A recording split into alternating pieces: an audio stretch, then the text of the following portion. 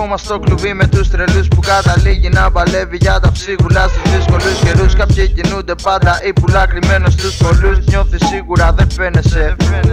Κι ό,τι γουστάρεις στην αρχή μετά από λίγο το συγχαίνεσαι. Μη χαίρεσαι, καμιά φορά συμβαίνει να τρελαίνεσαι από μόνος σου, προσπαθώντας να φτάσεις στο χρόνο σου, στο δρόμο σου. Απλώνεται όλο ζωντανός ο κόσμος σου, γεμάτος μικρές ιστορίες. Σπασμένα λεπτά από τη ρουτίνα αποτελούν τις εμπειρίες. Περνά βιαστικά και χάνονται σαν τις ευκαιρίες που είχα κάποτε.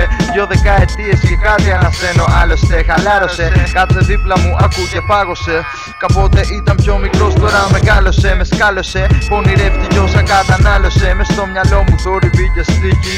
Δείχνω κλωτσιές στη τύχη, όπου την βρω κι όπου με πετύχει. Μηνύματα από χρώματα και τύχη.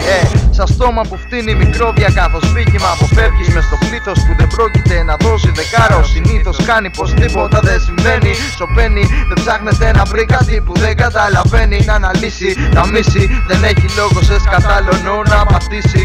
Για διάφοροι δεν πρόκειται καν να μιλήσει. Δεν συγχωρεί, σκοτώνει για να ζήσει. Φωνιάδες είμαστε όλοι από φυσικό λιτέ. Γιατί καπιέσαι, που λες ότι μιλάς μα δεν μιλιέσαι. Καμιέσαι, όποιος κι αν λες πως είσαι χέσε. Τις δικαιολογίες κλείς τα μάτια σου και πέσε. Υπίδα, στη χώρα του ποτέ ψάχνουμε ελπίδα. Προσωπικά εκφράζομαι μέσα από κάποια πράγματα που είδα και έζησα. Που ξεμέτρησα, λοιπόν ξενέρωσα.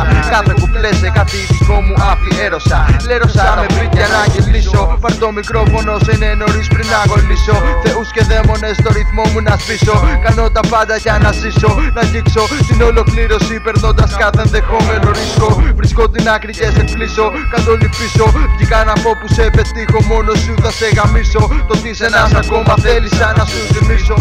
Και εδώ τελειώνει σαν να σου ένα γαμημένο κεφάλαιο ασήμαντο για να το συγκρατήσω.